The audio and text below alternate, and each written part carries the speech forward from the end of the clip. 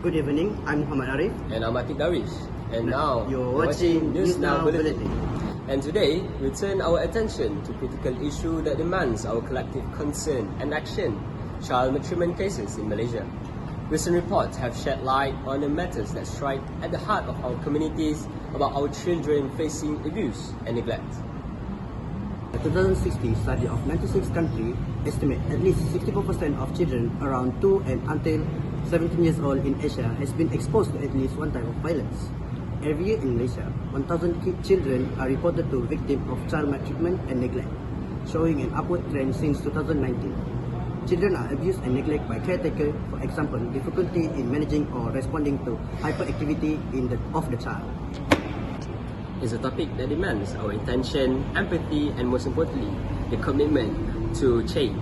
In a few minutes, we delve into the current landscape of child maltreatment in Malaysia, exploring the efforts taken by the government, the challenges faced by child advocacy groups, and the steps being taken to protect the youngest member of our society. Our commitment is to shed light on this issue and encourage open dialogue to foster change. We will be hearing from experts in the field, welfare officers from the Malaysia Council for Child Welfare or Majlis Kebajikan Kanak-Kanak Malaysia (MKKM). They will be interviewing Mr. Ravindran as the Assistant Superintendent Police from East Coast Pulau Pinang. Stay with us as we cover the facts and explore the measures being taken to create a safer environment for children in Malaysia. We believe that by confronting this issue head-on, we can work together towards a brighter and more secure future for our youngest citizens. That's coming up next, right here on News Now Bulletin. In today's segment, we shine a spotlight on the unsung hero working tirelessly to protect and advocate the rights of our most vulnerable children. Child welfare officers, they dedicate the professional of the front line and crucial ensuring the safety and well-being of the child in need. This endeavor confronts the complexity of child protection, working to provide and support intervention in challenging circumstances. We will be having Mr. Ariel, Ms. Kashni, and Ms. Busha as representatives of MKKM for our show today. They will be encountering important information about child maltreatment cases that happened in Malaysia between 2020 to 2023. We also have invited a special guest for our show today to favor us navigate through the crucial issues. Good evening, I'm Ariel here holding the position as the chairperson of MKKM. Before getting into our main subject, I would like to share his opinion about child maltreatment cases that are happening in Malaysia. Child maltreatment is one of the worst crimes committed in our country.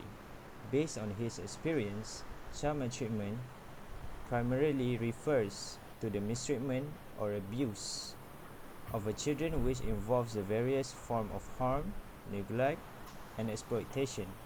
This includes physical abuse, emotional, or psychological abuse. Child maltreatment is a serious societal issue that can have profound and lasting effect on the well-being and development of children, said Mr. Ravindran. The overall percentage of this case in Malaysia from year 2020 to 2023 is reported pretty irregular for the state and exact amount of the case. There were 80,750 cases from 2020 to 2023. 2022. 3,000 child maltreatment cases has been reported for the first 5 months of 2023. That was very awful. Can you imagine how many children gone through this case? Right. So thank you to Mr. Ravindran, and now I will pass it to Kashni for the next section. Thank you. Thank you, Arya. And hello, everyone. My name is Keshni Devi, and I would like to continue our conversation with with factors that leads to child maltreatment cases. So, from the informations we have collected from Mr. Ravindran, child maltreatment is actually a complex issue with various bases contributing to it. The frequent route to this issue is because of stress and financial pressure. Financially strapped families may find it difficult to meet their kids' demand, which can create stress and certain situations result in abusive behavior. Next, I would say that lack of awareness, education, plus support services can contribute to this issue. Parents or caretaker that has limited awareness about child rights, parenting skills, and available support services can deliver to instances of neglect or abuse. Therefore, insufficient access to social support, counseling, and parenting resources may also leave families without necessary tools to cope with stresses. Last but not least, the family structure where it's usually the single parents household or a family that contains step parents. Single parents often bear the sole responsibility for financial, emotional, and practical aspects of parenting. This can increase stress, can sometimes lead to frustration, and in extreme cases, contribute to child maltreatment. Plus, single parents may have limited access to support networks, making it challenging to seek help or share the responsibilities of parenting. The isolation can contribute to feelings of overwhelm and stress. These are some significant factors. It's crucial to raise awareness about child abuse. Now, I proceed the last section to my colleague Pusha. Thank you, Keshni, and hello, I'm Pusha here. So, personally, I've been really concerned about the safety of children in our community, especially the rising of child maltreatment cases. So, I'll be talking about the efforts the government is taking to overcome this issue. The government has implemented several initiatives to address child maltreatment cases. Malaysia has laws in place to protect children from abuse and neglect. The Child Act 2001 outlines the legal framework for child protection, including provisions for reporting child abuse, child advocacy, and rehabilitation of young offenders. The Malaysian government is also in collaboration with non-governmental organizations (NGO) conducts public awareness campaigns to educate the public about child rights, child abuse prevention, and reporting mechanisms. These campaigns aim to raise awareness and encourage communities to take action against child maltreatment. That's reassuring to hear. Furthermore, Malaysia has established child advocacy centres (CACs) in certain regions. These centres provide a child-friendly environment where victims of abuse can receive medical, psychological, and legal support. CAC's aim is to minimize the trauma experienced by child victims during investigations and legal proceedings. Personally, I'm glad to hear about these efforts. Mr. Ravindran has also shared information about Child Protection Hotline that operates 24/7. Anyone who suspects child maltreatment cases can report their concerns unspecified.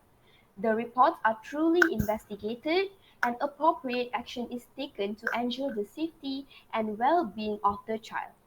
They can reach out by using Talian Noor hotline number which is 15999 or directly contact the police stations nearby. It's solacing to know the government and law enforcement are actively working to protect our children. I appreciate the time and the information he provided. That's all from now. Thank you.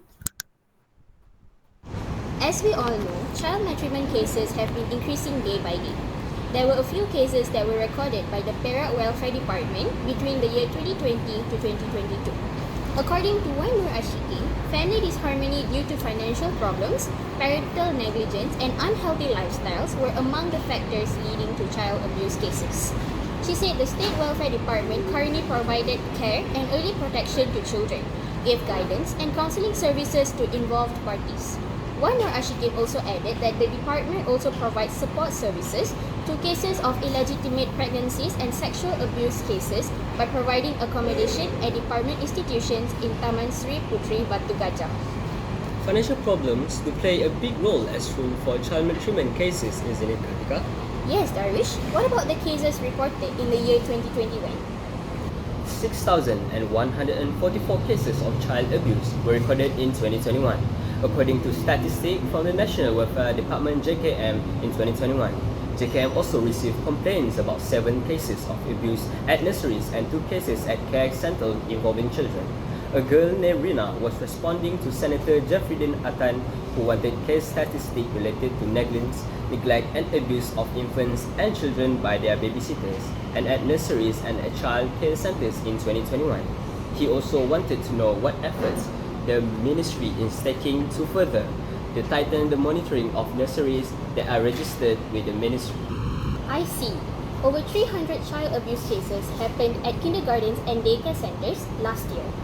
There was a total of 336 abuse cases between 2021 and 2022. The cases happened at both registered and non-registered kindergartens and daycare centers, says the Women, Family and Community Development Minister. In addition to that, a total of 679 males and 622 female children were physically abused in the year 2022. That doesn't sound pleasant. You know, in the first 5 months of 2023, 3,000 child abuse cases were reported. The Social Welfare Department JKM handled a total of 2,959 cases of child abuse between January and May this year, involving physical, sexual and emotional abuse. In a statement, the Women, Family and Community Development Ministry that's the highest number of cases were reported in Selangor, with 647 cases, followed by Sabah with 333 cases and Kuala Lumpur with 326 cases. The ministry said it cooperated with the Regional Development Ministry. Based on the information collected by the MKKM representatives, the characteristics of an individual child that may increase the likelihood of being maltreated includes kids being either under 4 years old or an adolescent, being unwanted, or failing to fulfill the expectations of parents, having special needs, crying persistently or having abnormal physical features, having an intellectual disability or neurological disorder, and identifying as or being identified as lesbian, gay, bisexual, or transgender. Thank you for sharing this, Kartika. As we conclude our coverage on child maltreatment cases in Malaysia, it's a stark reminder that the safety and well-being of all children demand our collective attention and action. Behind the statistic are real stories of pain, resilience, and hope for a better future. As we forward, let's carry this awareness into our communities, be vigilant, be informed, and above all, be a voice for those who may not have none. Together, we can create an environment where every child feels safe, valued, and free from harm. And if you suspect or witness child maltreatment, don't hesitate to reach out. Remember, reporting can make a significant difference in a child's life. Let's stand united against child maltreatment and work towards a safer, brighter future for the children of Malaysia. Thank you for joining us tonight on News Now Bulletin. Kartika and Darish, and we'll be back with more news and updates. Good night. Today, we come to our concern. We're going to talk about the news cases that has been working tirelessly to protect and advocate the right of our most vulnerable Woman is too high. What the fuck? In today's segment. A girl named Rina was recording the... what? Responding. They will be interviewing. They will be interviewing. Thank you for sharing this, Kartika. As we conclude our Sorry, coverage... I'm sorry.